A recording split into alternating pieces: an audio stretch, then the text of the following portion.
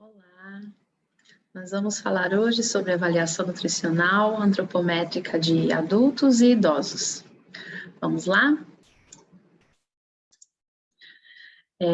Então, a antropometria, né, ela é um método que é muito bom preditor das condições de saúde, nutrição e de sobrevida. Né? Em estudos epidemiológicos, né, grandes estudos com grandes coletividades, a antropometria é um método bastante simples, né, de baixo custo, que é de fácil aplicação, de fácil mensuração, então tem uma boa precisão, por isso bastante útil para esses estudos com grupos de coletividades maiores, né. A antropometria também pode ser aplicada nos serviços de saúde e nos diferentes cenários da prática clínica, né, mas no caso vai requerer alguns cuidados de interpretação. Nós vamos falar um pouquinho disso agora com mais detalhe.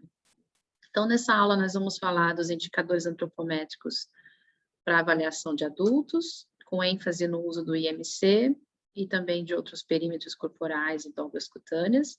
Depois, nós vamos falar mais dos indicadores antropométricos de maneira mais específica para a população idosa, né? Também enfatizando o uso do índice de massa corporal e os perímetros corporais e dobras cutâneas mais aplicáveis nessa fase de envelhecimento. Começando então pelos indicadores de adultos, né? Quem são os adultos? Para fins de avaliação nutricional, os adultos são os indivíduos que estão entre 20 e 59 anos de idade, né? Por que essa faixa? Porque se trata de um organismo já maduro, onde não há mais crescimento físico. Porque até os 20 anos de idade, ainda pode estar havendo, né, crescimento e desenvolvimento, então a fase adulta, ela se inicia a partir dos 20.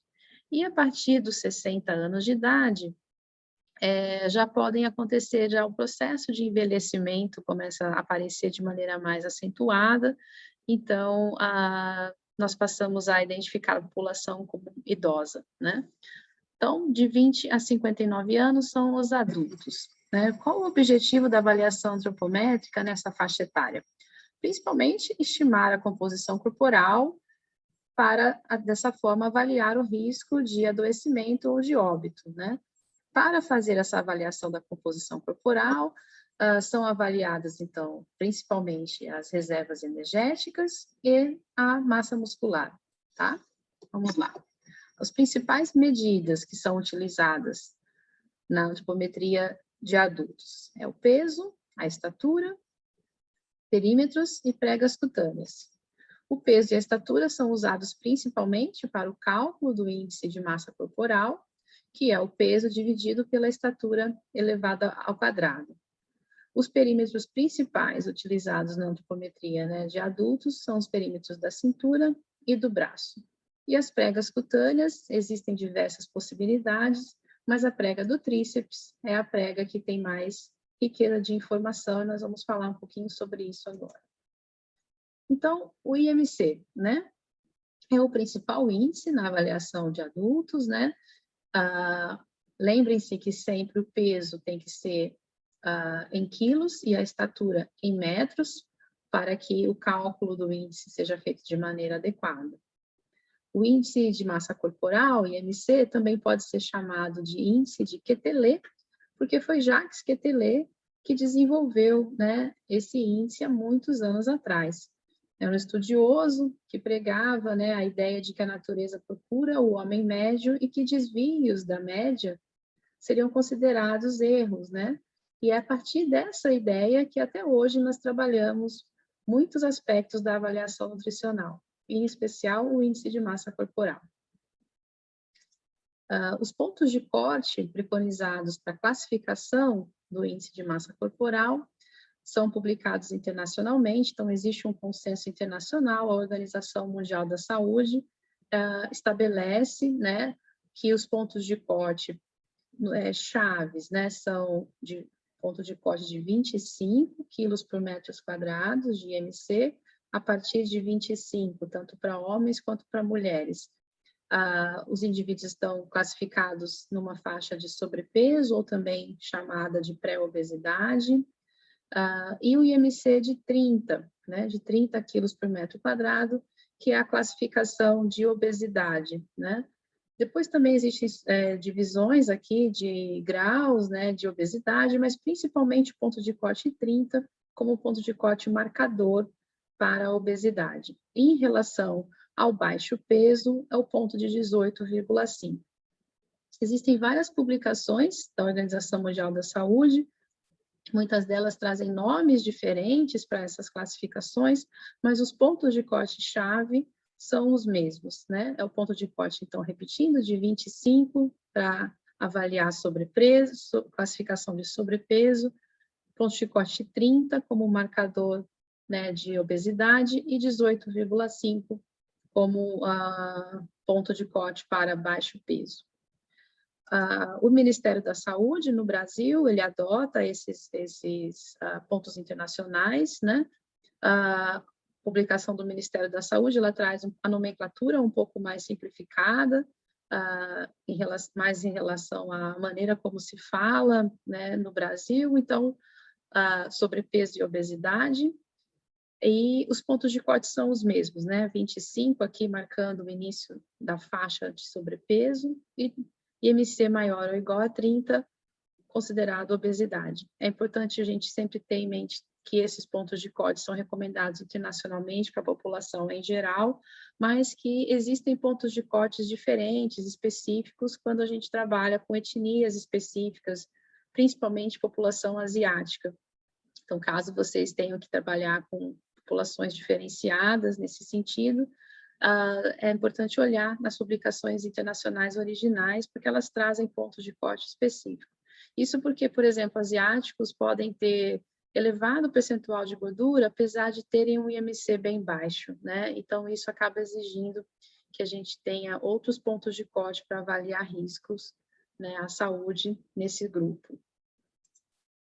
Vantagens do IMC para avaliar, né, a coletividade de adultos. É um índice que apresenta forte associação com o risco de adoecimento e óbito, apresenta uma correlação elevada com a adiposidade total, não requer uma curva de comparação, como a gente precisa ter, por exemplo, para avaliação de crianças e adolescentes, né? E também é um índice bastante simples, né? Porque ele só necessita de 2 medidas, apenas o peso e a estatura, que são relativamente simples de serem verificadas, né? Então, acaba que a simplicidade, o baixo custo e esse conjunto de outros aspectos favorece a utilização do índice. O que eu quero dizer mais detalhadamente com essa questão de que o IMC apresenta uma associação forte, né, com o risco de adoecimento? Aqui, por exemplo, é um estudo feito com milhões de noruegueses, homens e mulheres, que foram acompanhados por 10 anos, e aqui estão os resultados. No eixo X é o índice de massa corporal, no eixo Y o risco relativo para a ocorrência de diferentes doenças. Reparem, né, que o gráfico tem esse formato um pouco semelhante à letra U, o que significa que o IMC na faixa que a gente considera de eutrofia, então aqui entre a faixa de aproximadamente 20 até o IMC de 30, é uma faixa de menor risco para adoecimento. Já valores de IMC abaixo de 20, o risco de adoecimento para esses tipos de doenças aumenta bastante, né? No caso, tuberculose, câncer de pulmão, câncer gástrico, doença pulmonar obstrutiva crônica, o risco, né, de essas doenças acontecerem aumenta muito quando a população tem IMC abaixo de 20. E por outro lado, quando o IMC passa de 30, também começa a haver aqui um aumento, né? Começa a subir a curva, o que significa aumento do risco de adoecimento para essas doenças, né? Que são doenças crônicas, não transmissíveis, como diabetes, acidente vascular cerebral, doenças cardiovasculares, câncer do cólon, né? Então, mostrando como que o IMC tem essa associação forte com o perfil de adoecimento, e por isso a sua importância, né? Quando nós falamos que o IMC tem uma correlação elevada com a adiposidade, é porque conforme o IMC aumenta, o percentual de gordura também tende a aumentar. Esse gráfico é o resultado de um estudo feito no Sri Lanka com vários adultos, homens e mulheres. No eixo X nós temos também o IMC, no eixo Y, o percentual de gordura corporal desses adultos. E aí nós vemos que tanto para os homens quanto para as mulheres, reparem que a gente quase que pode transformar essa nuvem de pontos, né, tracejando uma linha crescente aqui, mostrando que conforme o IMC está aumentando, né, conforme os valores de IMC são mais altos, os indivíduos apresentam valores mais altos também de adiposidade, né, mostrando como que o IMC consegue ter uma boa correlação. E nós não precisamos ir apenas longe, né? Então, eu trouxe esse exemplo do Sri Lanka, mas a gente vê essa correlação do IMC com o percentual de gordura em vários locais, né? Na verdade, é algo que acontece globalmente, por isso que o IMC é tão utilizado e recomendado internacionalmente como indicador de avaliação de adultos. Esse gráfico é de um estudo que a gente realizou com indígenas, né, em Rondônia, adultos, então aqui mostra também no eixo X o IMC, no eixo Y o percentual de gordura, mostrando conforme aqui aumenta, tanto para os homens quanto para as mulheres, conforme os valores de IMC são mais altos, também são mais altos, né, os valores de percentual de gordura. E isso aqui numa comunidade, né, indígena na Amazônia brasileira. E a simplicidade, né, do IMC em termos de aferição faz com que ele seja muito utilizado. Eu trouxe esse exemplo desse gráfico, acredito que não é novidade para vocês, esse aqui são os resultados que o IBGE disponibiliza da pesquisa de orçamento de familiar, né, mostrando a transição nutricional no Brasil. Então, mostrando aqui entre os homens, né, a crescente obesidade que ocorreu desde a década de 70 até os anos 2008 e 2009, essa obesidade crescente também entre as mulheres, sobrepeso crescente, tanto em homens e mulheres, e o déficit de peso em queda, né, em ambos os sexos. Essa informação bastante ampla, ela é bastante rica e importante nacionalmente, é coletada através, né, do índice de massa corporal. É dessa forma que se identifica esse déficit de peso, excesso de peso e obesidade. Mas, apesar de ter todas essas vantagens, o IMC também tem algumas limitações, né? Que nós temos que estar atentos ao analisar os resultados quando nós o utilizamos. Então, a primeira limitação é que o IMC não é capaz de diferenciar a massa de gordura da massa livre de gordura. Esse não é nem o objetivo do índice, né? Mas é importante a gente ponderar que ele não é capaz de fazer isso. Ao mesmo tempo que ele consegue ter uma boa estimativa, né? Uma boa associação com a gordura total, mas ele não consegue dizer quanto, né, de gordura o indivíduo tem ou quanto de massa livre de gordura o indivíduo apresenta. O IMC também não avalia a distribuição da gordura no corpo, né? Riscos relativos a flutuações dentro da faixa de adequação normalmente não são mensurados, né? Eles são ignorados, e é um indicador que não muito eficiente para detectar o aumento do percentual de gordura que acontece durante o processo de envelhecimento, né, com o avançar da idade. Nós vamos falar um pouquinho disso mais em detalhe agora. Então, essa ideia de que o IMC não é capaz de diferenciar a massa gorda da massa magra, quando nós temos, por exemplo, eu coloquei aqui duas imagens, né, de homens bastante diferentes, né, mas ambos podemos supor que tem um IMC parecido, né, um IMC de 29 quilos por metro quadrado. Mas a primeira imagem aqui, né, esse homem ele tem um perfil muito atlético, né, então um percentual de gordura baixo, de 8% apenas. Já na figura aqui mais da direita, nós temos um perfil não tão atlético, né? Então, com percentual de gordura mais elevado, de 24%. Então, esse IMC de 29, ele é um IMC condizente com sobrepeso, né? O que estaria estimando corretamente a gordura corporal para esse tipo de homem, né? Mas no caso de homem atlético, como esse perfil, o IMC estaria equivocadamente dizendo que esse homem teria excesso de gordura corporal, né? Ele teria um risco acentuado por ter um IMC elevado e ter excesso de gordura, o que não é fato, né? Na verdade, ele tem bastante massa muscular, o que faz com que o peso dele seja elevado, e com isso, na hora que se calcula o IMC fica um IMC alto, né? O que nós costumamos dizer é que, nesse caso, para esse perfil atlético, o IMC não é um bom estimador da gordura corporal. Mas quando nós pensamos em nível populacional, né, se nós avaliarmos vários homens, como na imagem anterior que nós mostramos aqui, vários homens avaliados, né, nós estamos falando em termos de população, perfis muito atléticos, eles não são muito frequentes na população, né? Então, o número de pessoas, de homens, né, no caso, que tem esse perfil atlético, pensando numa população em geral, é baixo. Então, essas pessoas, elas se diluem na população e acabam que no nível coletivo não atrapalham a eficácia do IMC de estimar o risco populacional, né, no caso da estimativa de gordura. Porém, no nível individual, se vocês estiverem trabalhando especificamente com população muito atlética, não vai ser útil utilizar o IMC apenas, né? Porque ele vai ter uma baixa correlação com a gordura corporal, especificamente para indivíduos com físico mais atlético.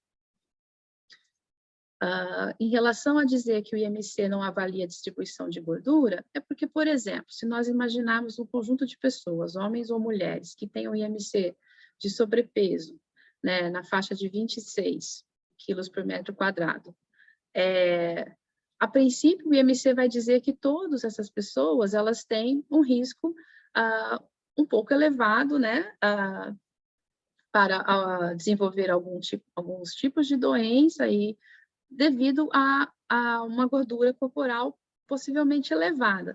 Mas, dependendo de onde essa gordura está localizada, se ela está localizada mais na região abdominal ou mais na região pélvica, o risco é diferente, né? No caso, o risco da gordura mais abdominal é maior, o risco para doenças cardiovasculares, risco para complicações metabólicas, né, do que a gordura que está localizada na região glúteo e pélvica, né? Então, nesse sentido, o IMC acaba falhando porque ele apenas dá uma estimativa da gordura corporal total, não avaliando se essa distribuição, né, se essa gordura está mais localizada na região do abdômen, né, na região central, ou se ela é uma gordura que está mais localizada em outras partes do corpo. Em termos de riscos à saúde devido a flutuações na faixa de eutrofia, o que a gente quer dizer é que, como existem os pontos de classificação, e é a partir do ponto de 25 que aumenta o risco para a ocorrência de algumas doenças, quando as pessoas estão entre 18,5 e 24, né, 24,9, se diz que a pessoa está na adequação. Porém, se uma pessoa tem um IMC em torno de, vamos supor, 20, e em pouco tempo, né, esse IMC sobe, por exemplo, para 23 ou 24, houve uma flutuação dessa pessoa, né, na faixa de eutrofia que está associada a riscos, né, de também a saúde, mas que dificilmente aparecem, né, porque a pessoa vai acabar sendo classificada como dentro da adequação e não fica imperceptível, né, numa análise com uma quantidade de pessoas, fica imperceptível essas mudanças que podem acontecer dentro da faixa de normalidade. Sobre o IMC, então, é isso. Em alguns momentos, pode ser interessante combinar o uso do IMC com outras medidas, né? Perímetros corporais e dobras, por exemplo. Vamos ver o que a gente tem de principal na avaliação de adultos, né? Em termos de perímetros corporais, então, ela é uma medida antropométrica, que ela é mais precisa do que as dobras cutâneas, então, nesse sentido, ela é mais fácil de ser feita, e ela pode ser útil para acompanhamento da região mensurada. E a gente vai ver que o perímetro, principalmente da cintura, pode ser bastante útil de ser trabalhado junto com o IMC, gerando uma correlação com a adiposidade bastante interessante.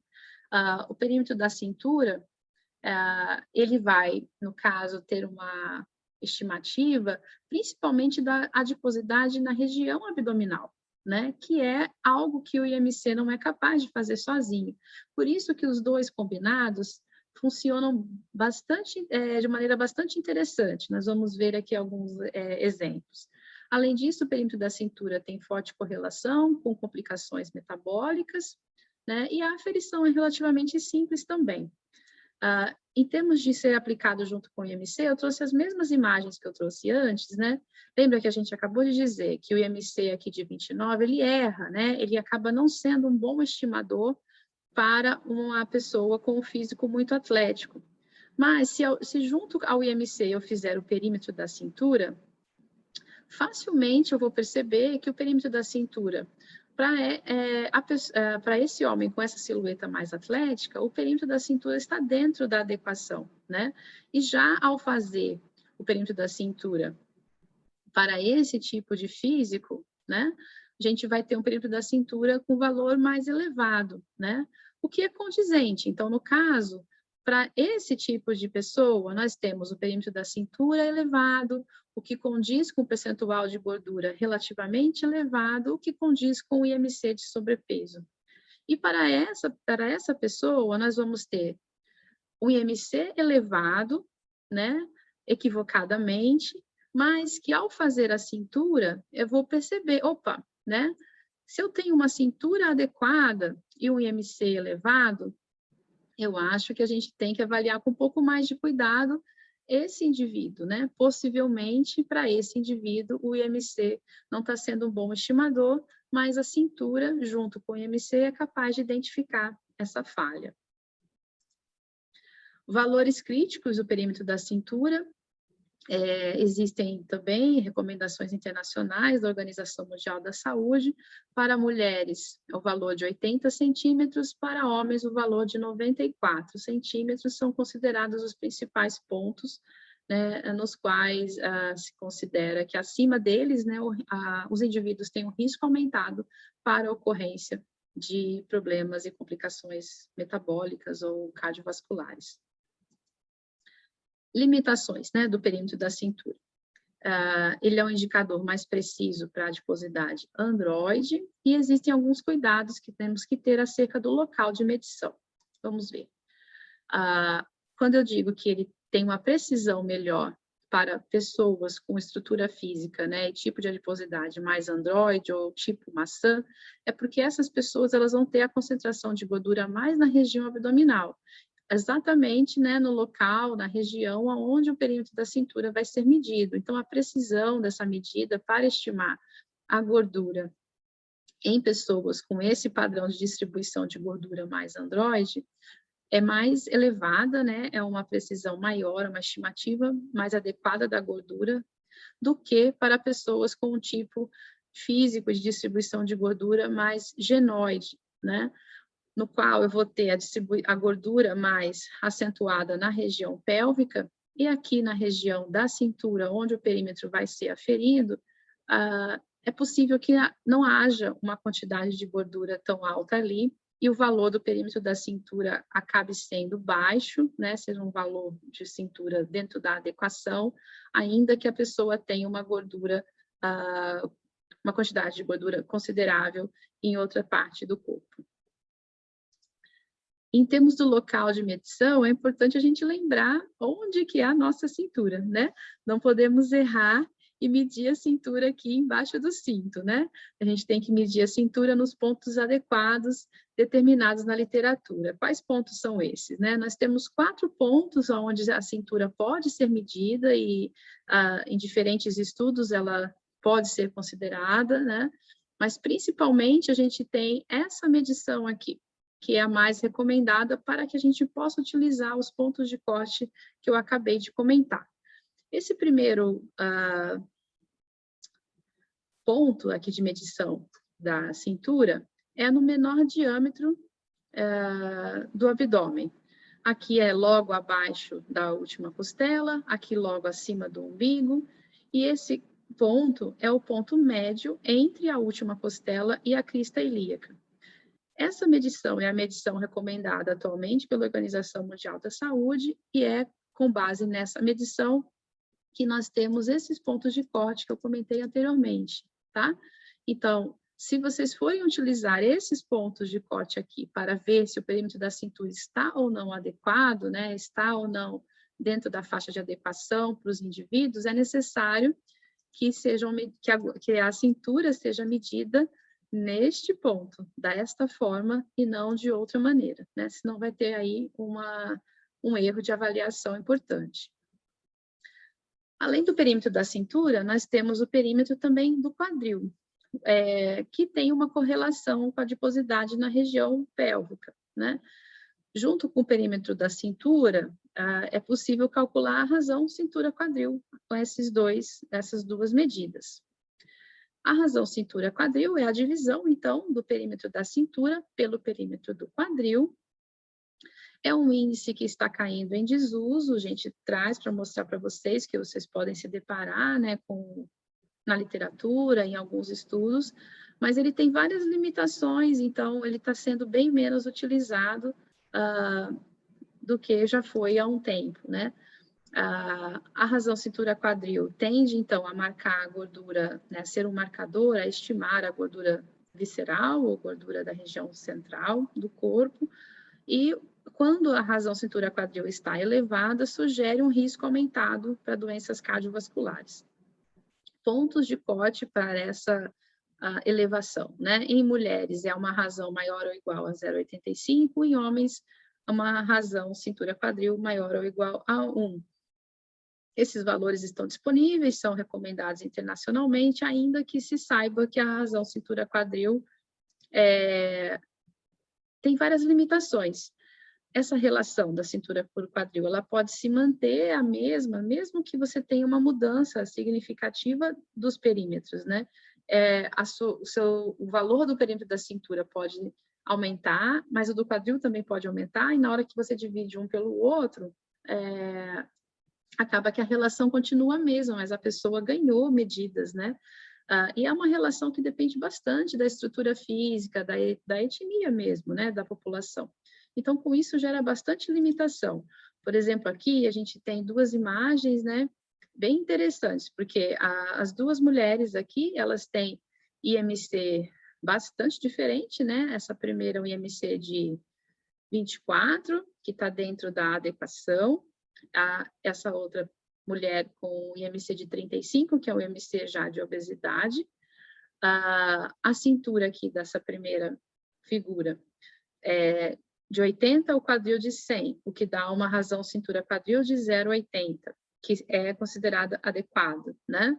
Mas já aqui há uma cintura de 100, um quadril de 125 e a razão cintura-quadril também da 0,80, que é uma razão adequada, considerada adequada.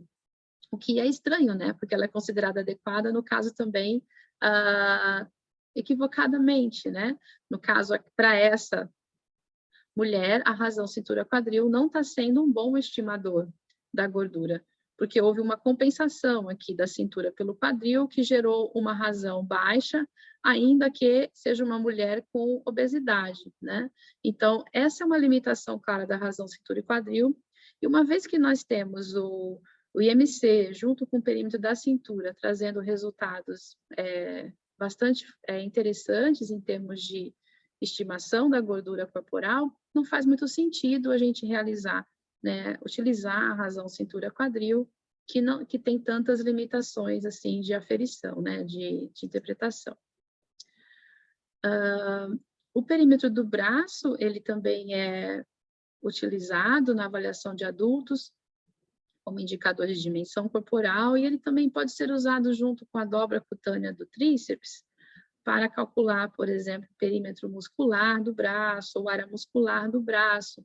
Então, acaba que o perímetro do braço ele tem mais informação possível de ser obtida através dele, e com isso também é um perímetro útil, né, para ser feito para fins de acompanhamento desses adultos. As dobras cutâneas, como nós conversamos já em outros momentos, aí, em outras aulas, né, são marcadores de gordura subcutânea, né, e através do conjunto de medidas subcutâneas se tenta estimar a gordura corporal total. mas são medições difíceis de serem feitas de maneira precisa, né? Há uma possibilidade de erro grande, exige um treinamento elevado dos avaliadores, e não são recomendáveis para fins de calcular o percentual de gordura corporal, principalmente porque as equações que a gente tem disponíveis na literatura para fazer essa conversão, né, elas são bastante limitadas e não generalizáveis, né, não aplicáveis aqui, especialmente para a população brasileira. Então, as dobras cutâneas, elas são bastante úteis para acompanhamento, principalmente da região que está sendo mensurada, mas não para o cálculo do percentual de gordura, devido à possibilidade de várias falhas, né? As dobras podem ser feitas em diversas localidades e com isso acompanhar a evolução, né? No caso aqui, nós temos a subescapular, bíceps, a suprailíaca e, em especial, a do tríceps, que junto com o perímetro do braço pode permitir aí uma compreensão maior, né, das reservas de gordura e também da área muscular, né, no braço. Limitações das dobras cutâneas são bastante grandes, né? Mas em especial eu trouxe aqui para vocês para reforçar, né, que no Brasil alguns estudos são feitos testando as equações disponíveis internacionalmente. E, por exemplo, esse estudo feito, né, com uma amostra grande de adultos de Santa Maria e Florianópolis testou 10 equações que existem na literatura disponíveis para mulheres e 13 equações para homens, e perceberam que os valores de densidade corporal estimados por essas equações foram bastante diferentes do valor medido, indicando, então, que essas equações não seriam adequadas para avaliar, né, o percentual de gordura através das dobras cutâneas. Em resumo, então, a avaliação de adultos, os principais índices e indicadores, né? O principal índice, o IMC, que tem uma ótima correlação com a gordura corporal total, e principalmente se feito em conjunto, né, de maneira combinada com o perímetro da cintura, tem uma estimativa bastante interessante, né? E também podemos utilizar outros perímetros, em especial o do braço, né? E outras dobras cutâneas para fins de acompanhamento desses adultos. Joia? Vamos passar, então, agora brevemente para os indicadores mais específicos para a população de idosos, né? Quem são os idosos? Então, acabamos de comentar, são as pessoas com idade igual ou superior a 60 anos, né? A partir dos 60 anos, então, há uma acentuação do processo de envelhecimento do corpo, havendo, então, várias mudanças que podem acontecer nesse envelhecimento e que são importantes para fins de avaliação antropométrica.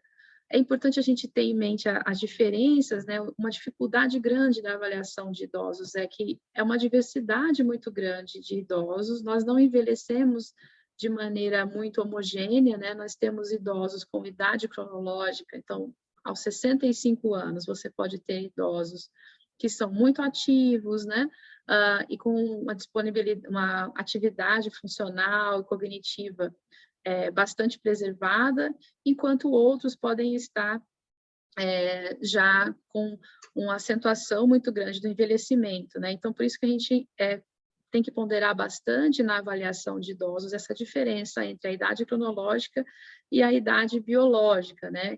Que apesar da mesma idade em termos de tempo de vida, nós podemos ter o nosso corpo funcionando de maneira bastante distinta nessa fase de envelhecimento, né, tendo características físicas, cognitivas e funcionais diferentes, né? Esse é um ponto-chave, assim, nessa avaliação de idosos, é o que faz com que nós tenhamos que ter um cuidado maior, né? A princípio, os idosos são adultos, né? São pessoas adultas, o corpo está maduro, não tem mais crescimento, desenvolvimento.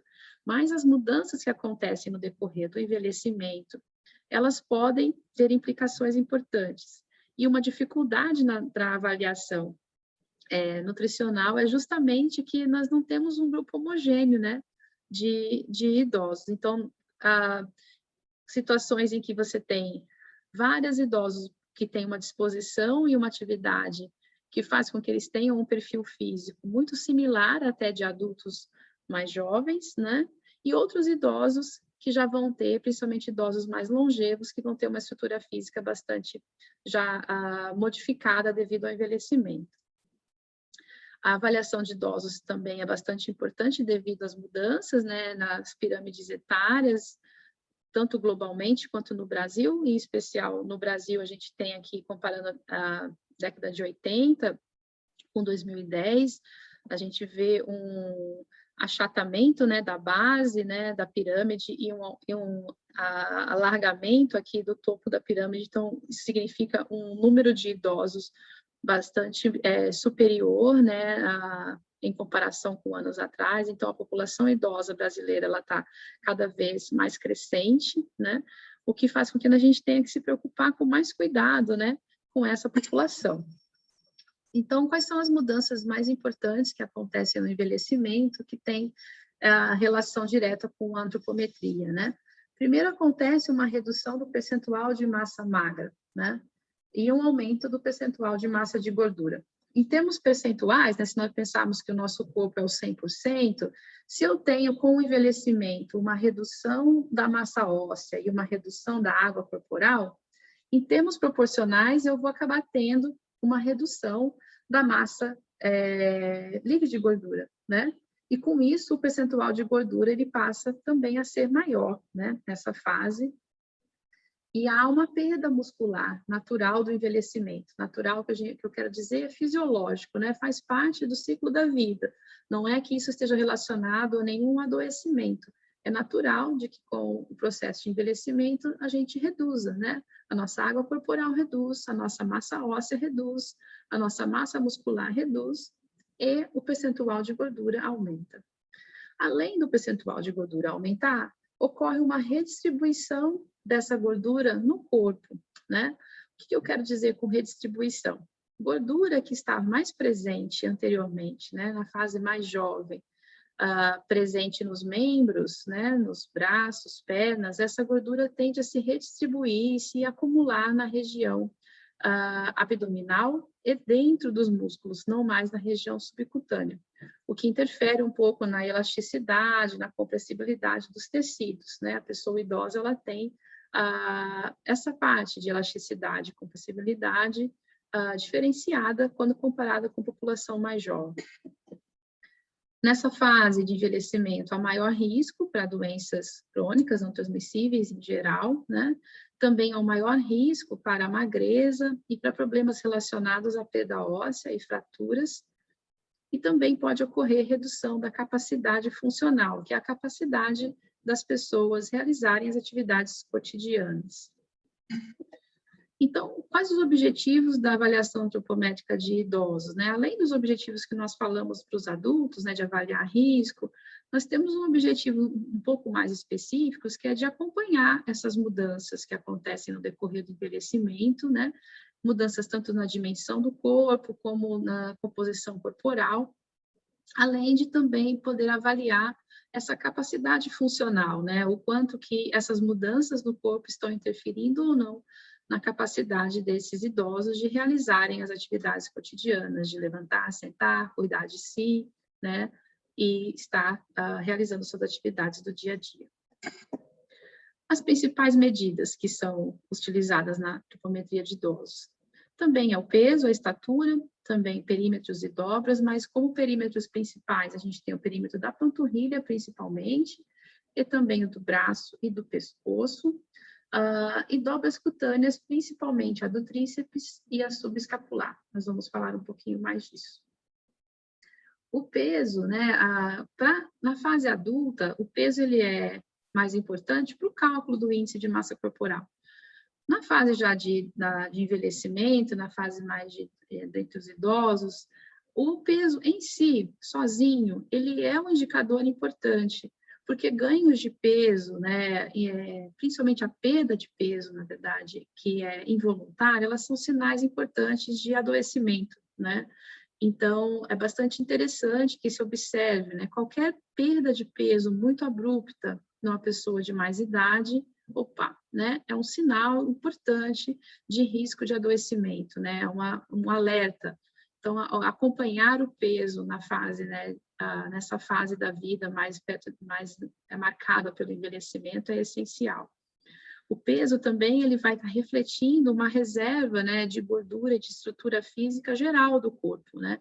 Então, é importante que o idoso tenha, né, o peso bastante marcado, no caso, aquele peso que ele está acostumado, não tenha uma perda de peso muito grande, né, nessa fase, porque são reservas que esse idoso tem para eventuais problemas e adoecimento que ele tenha no futuro, né? Um problema do peso é que ele pode mascarar um pouco uma obesidade. Alguns idosos, eles têm peso baixo, considerado relativamente normal, mas eles têm uma pouca quantidade de massa livre de gordura e um percentual de gordura elevado. Então, é importante ter duas atenções especiais aí para o peso. Primeiro, para a perda de peso, né? Perder o peso nessa fase da vida, ficar atento, né? O risco de adoecimento é grande. E, no sentido um pouco oposto, o idoso é um idoso aparentemente com peso adequado, mas vale olhar com mais atenção, porque às vezes o percentual de gordura é bastante elevado, o que também está associado à ocorrência de doenças, né? E também precisa ser, então, observado com cuidado. A estatura, nossa estatura reduz de cerca de 1 ou 2 centímetros a cada década. Isso é bastante acentuado após os 50, 60 anos de idade, devido à compressão mesmo das vértebras, à perda de tônus muscular, né? Então, isso é comum de acontecer. Com isso, às vezes, a depender da situação física e da atividade, né, de quão ativo esse idoso é possível que esse idoso tenha dificuldade de ficar na posição ereta necessária para a aferição da estatura, o que dificulta, às vezes, um pouco a medição. Não quer dizer que todos os idosos tenham esse problema, não quer dizer que nós não vamos medir a estatura por causa disso, mas é importante estar atento, né, para esse posicionamento do idoso na hora de fazer a medição da estatura. Quando, excepcionalmente, né, se houver um grande problema nessa questão da postura e for realmente muito difícil fazer a medição da estatura, existe a possibilidade de utilizar a estatura anterior aos 50 anos de idade, caso o idoso tenha algum registro, alguma fonte onde está anotado qual era a estatura dele anterior, né, ao processo de envelhecimento, e pode ser utilizada essa estatura para cálculos do IMC e outros fins, né.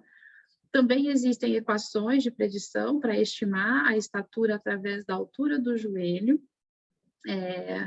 Como todos os métodos que envolvem equações, né, existem limitações grandes disso, né, das amostras, de como foi feita a equação, mas em caso de uma necessidade, existe essa possibilidade. Dentre as equações de estimação da estatura, a da altura do joelho é a mais interessante para idosos, porque também existem equações que usam a envergadura do braço, né, que é a distância aqui do centro do corpo até a ponta do dedo, com os braços esticados, para estimar a estatura, mas essas medidas elas têm baixa correlação, né, com a estatura medida quando nós falamos em pessoas mais idosas. Então, em termos de idosos, a altura do joelho seria aí a estimativa melhor, né, existente em relação se houver realmente a necessidade de medir, de estimar a estatura e não medir, né? A altura do joelho, então, ela é medida com a pessoa deitada, né, a perna em posição supina, 90 graus, e a medida ela vai do calcanhar até a fíbula, né, que é a frente ali do joelho, tá? E ela é interessante porque ela é uma medida que ela não se altera com a idade, né? Mesmo com o envelhecimento, essa distância ela continua a mesma, né? Já a estatura ela tem uma alteração com a idade, né? Mas, novamente, vocês só vão utilizar a medida de altura do joelho caso seja realmente muito complicado a medição da estatura. havendo a possibilidade da medição da estatura, ainda que com alguma limitação, é mais interessante medir do que usar qualquer equação de estimação. Caso vocês precisem, tem aqui para vocês o autor que trabalha com essas estimativas, é Shun Leia, ele tem várias publicações com equações de estimação, e aqui estão as equações, então, recomendadas para homens brancos e negros, mulheres brancas e negras, hispânicos e não hispânicos, né? Que seriam a mais adequada aqui para a nossa realidade brasileira. E o uso do IMC, então, uma vez que a gente tem a medição do peso e a da estatura, falamos um pouco das duas medidas em separado, nós podemos associá-las e fazer a avaliação do IMC da mesma maneira que nós fazemos para os adultos, né? Isso é amplamente feito, utilizado, mas é importante pensar, né, que a interpretação desse IMC nessa fase da vida, ela é um pouco diferente. A gente tem que ter alguns cuidados, porque com o envelhecimento, o IMC passa a ter uma menor capacidade de estimar a gordura total. Ou seja, o IMC passa a não ser um tão bom estimador, né? Quando eu estou falando para vocês dos adultos, eu falo, né, com vontade, né, com mais segurança, porque nós temos bastante respaldo na literatura, mostrando que o IMC tem uma excelente correlação com a gordura corporal total em adultos, no mundo inteiro. Mas quando a gente fala de idosos, isso já não é bem assim. Primeiro, porque nós temos bem menos estudos que incluem a amostra com idosos, né?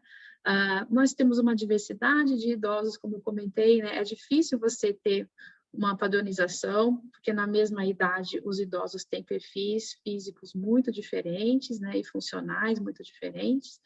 Então, a capacidade que o IMC tem de ser assertivo e de estimar a gordura corporal nessa fase de envelhecimento não é tão boa assim como é para os adultos mais jovens, né?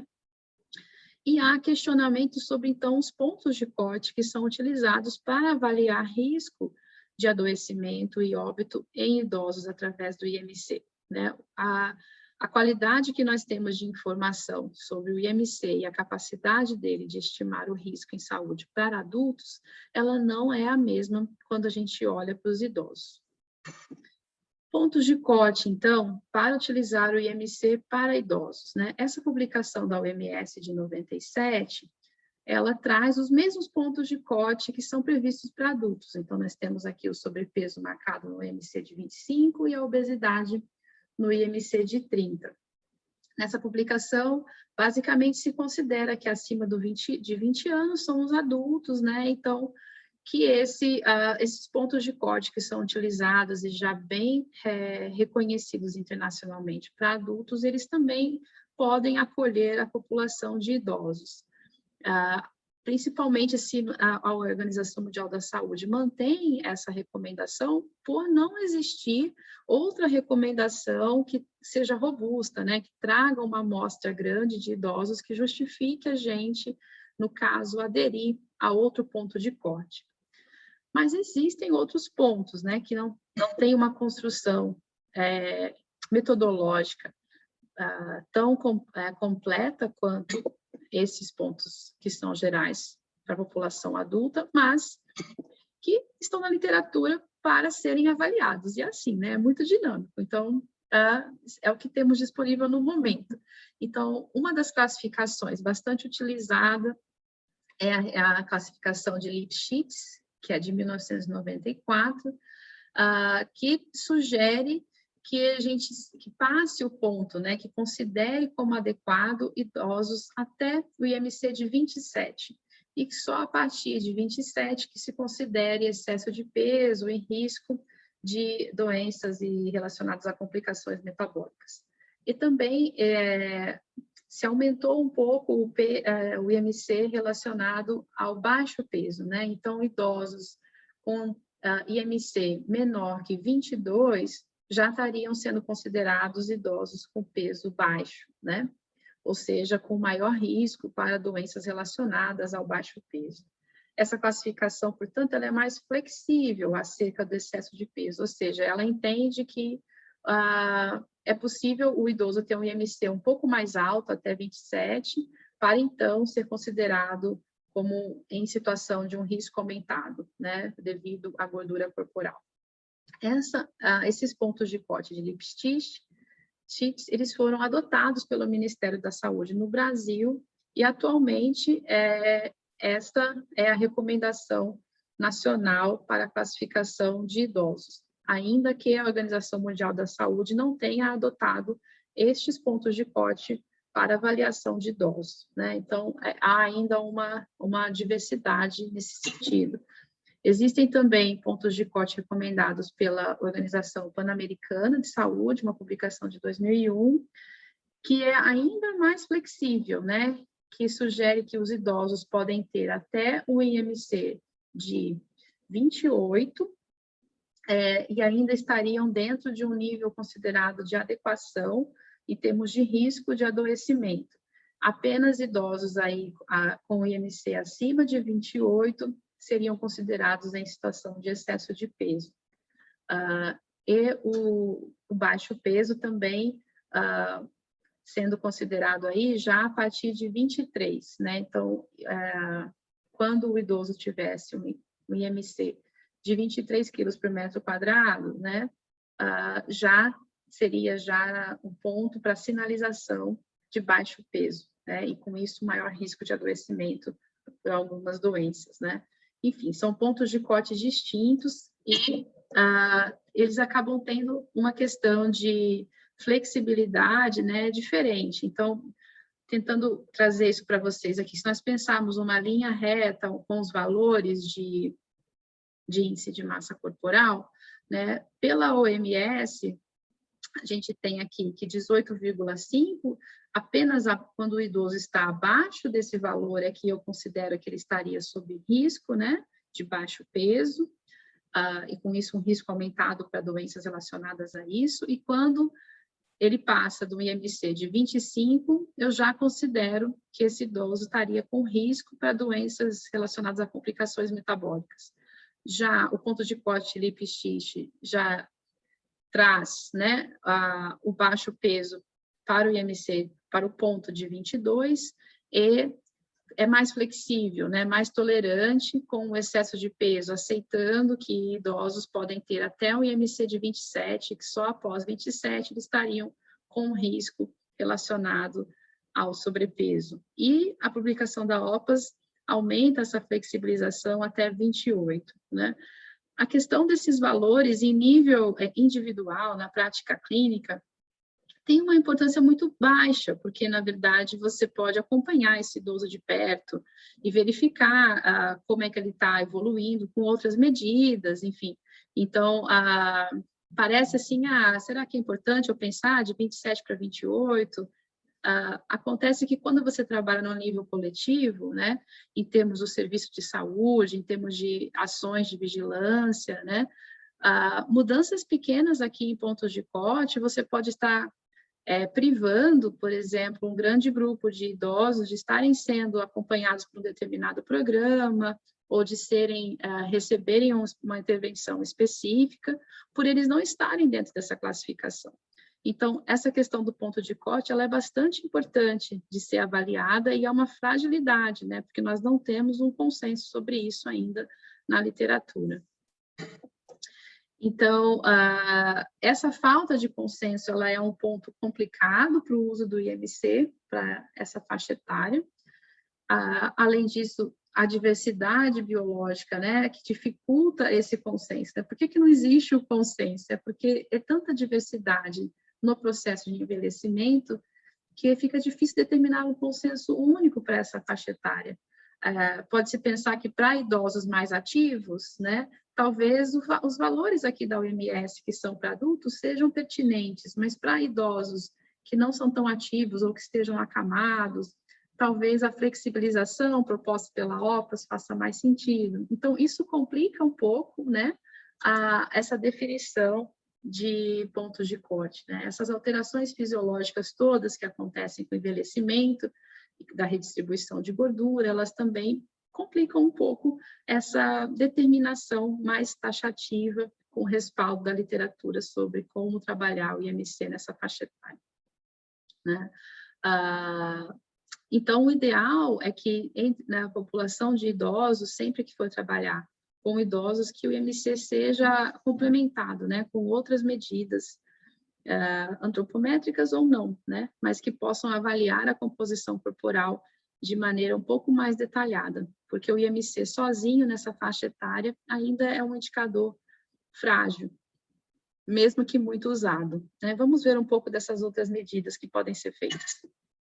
Então, os perímetros e dobras, né, assim como nós falamos para os adultos, eles podem ser feitos, em especial nos idosos, eles ajudam a conhecer, então, essa distribuição da gordura no corpo, né? Já que há uma redistribuição, já que tem um movimento, né, de mudança fisiológica nessa composição corporal, essas outras medidas podem ser úteis para isso. E para avaliar a perda muscular, que nessa fase de envelhecimento é bastante importante.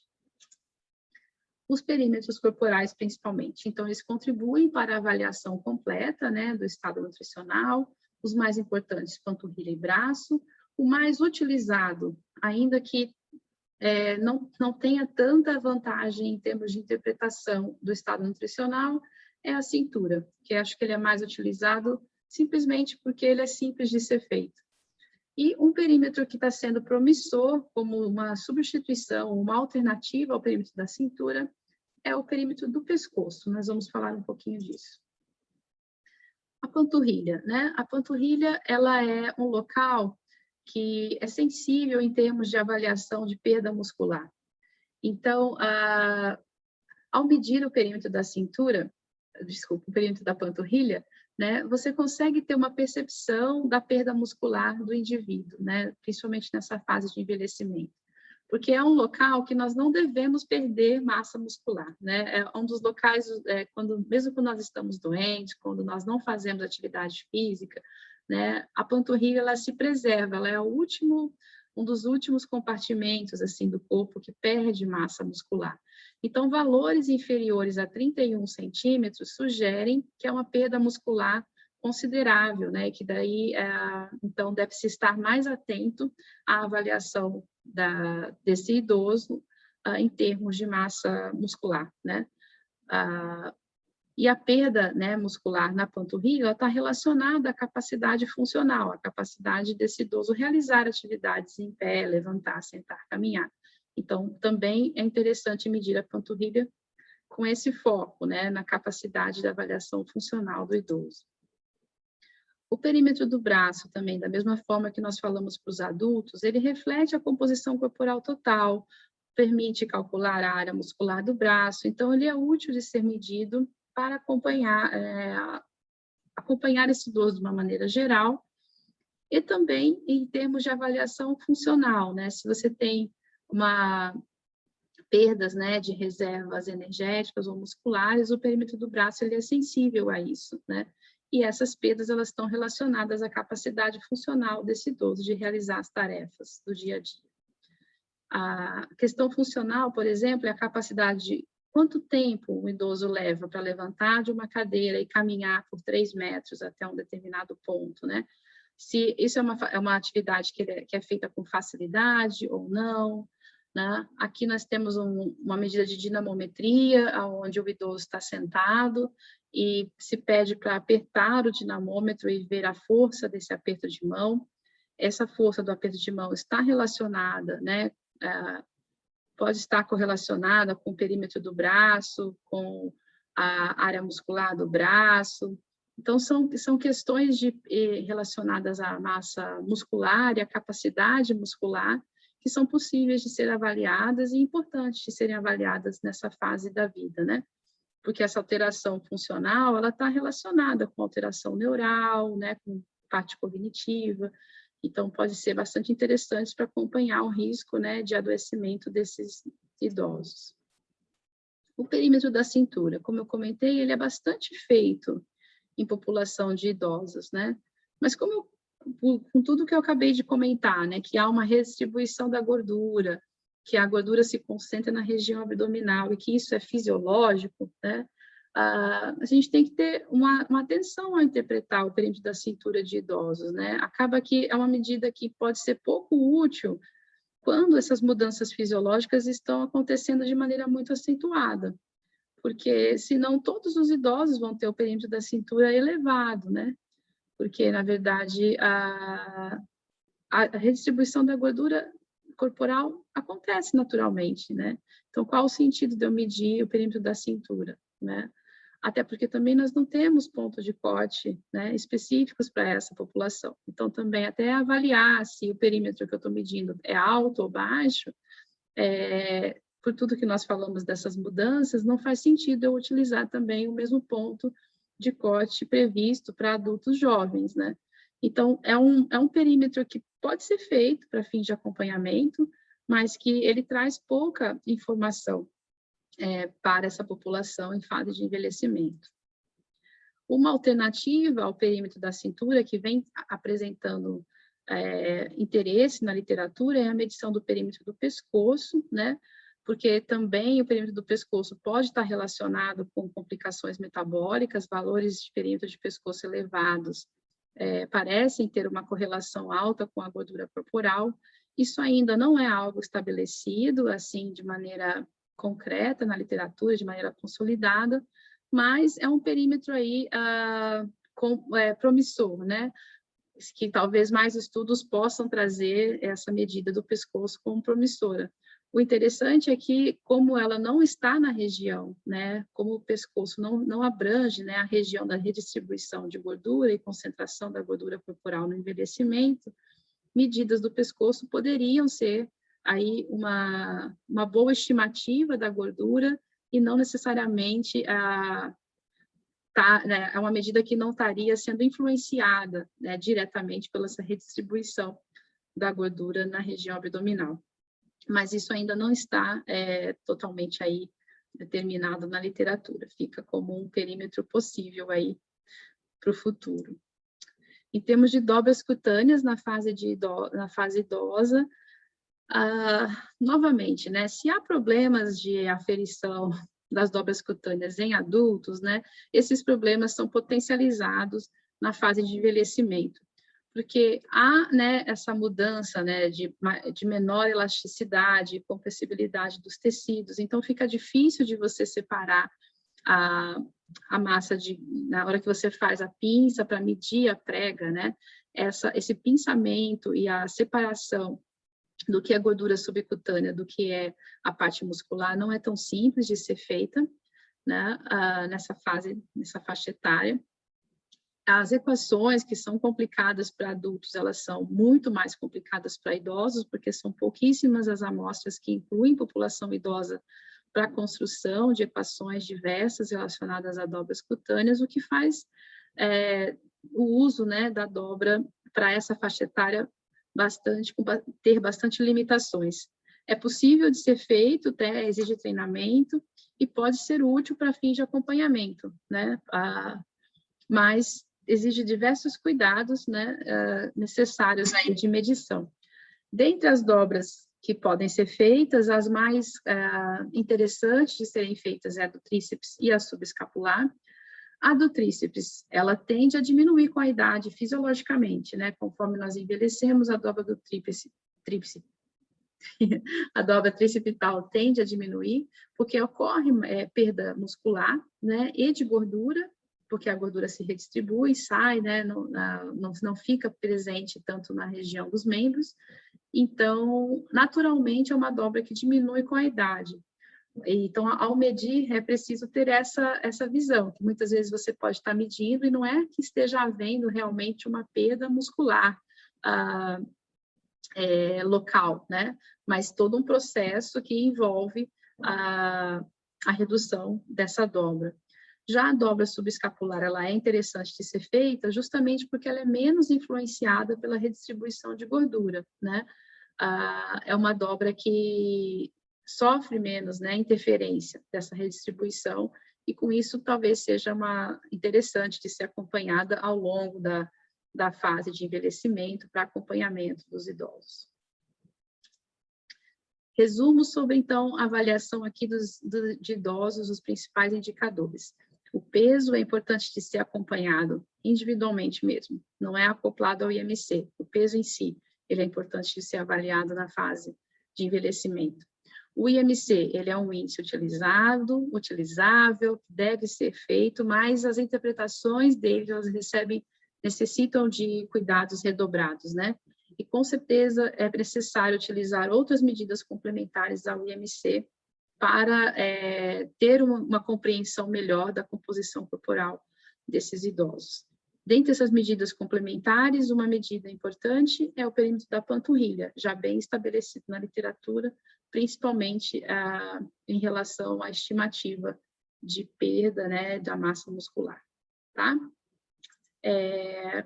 Deixar para vocês, para refletir, 2 pontos importantes daqui dessa aula. Primeiro é que vocês calculem e classifiquem o IMC de vocês, e tentem fazer isso também com outros adultos próximos a vocês, que vocês conhecem, familiares, amigos, que vocês tenham contato próximo, né?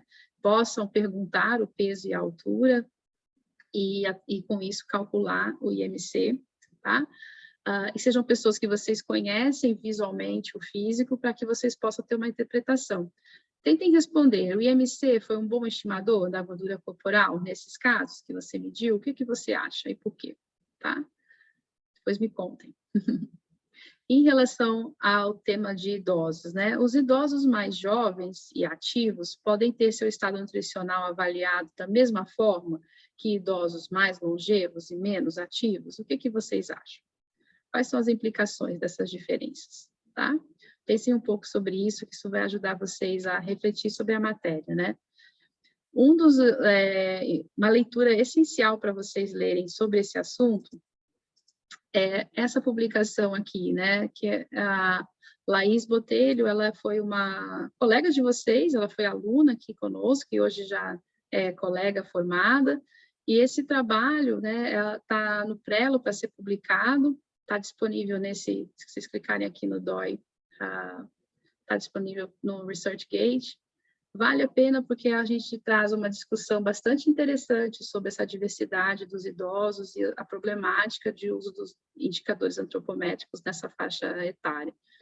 Analisando dados aqui de idosos de Macaé, acho que vai ser bem interessante para vocês, uma leitura tranquila, que vocês vão gostar, vale a pena. Aqui é uma outra sugestão de leitura sobre idosos, caso vocês tenham mais interesse e vontade de ler sobre isso. Em relação aos adultos, a recomendação que não deixem de ler é essa publicação do professor Luiz dos Anjos sobre o índice de massa corporal. É uma publicação de 92 e que se faz atual, está disponível online, vocês conseguem facilmente buscar pelo título, tá? E vale a pena a leitura, que é feita uma discussão bastante detalhada sobre essa questão dos pontos fortes e limitações do IMC para avaliação de adultos. Essa é a publicação do Ministério da Saúde, que traz as recomendações para avaliação nutricional atualmente no Brasil, tá? Ela está sendo revisada, em breve acredito que vai ter uma nova versão, mas é a atual, vale a pena vocês olharem também. E aqui uma outra publicação, caso vocês queiram olhar um pouco mais sobre esse assunto, tá? E, no mais, é isso, vejo vocês em breve, até a próxima.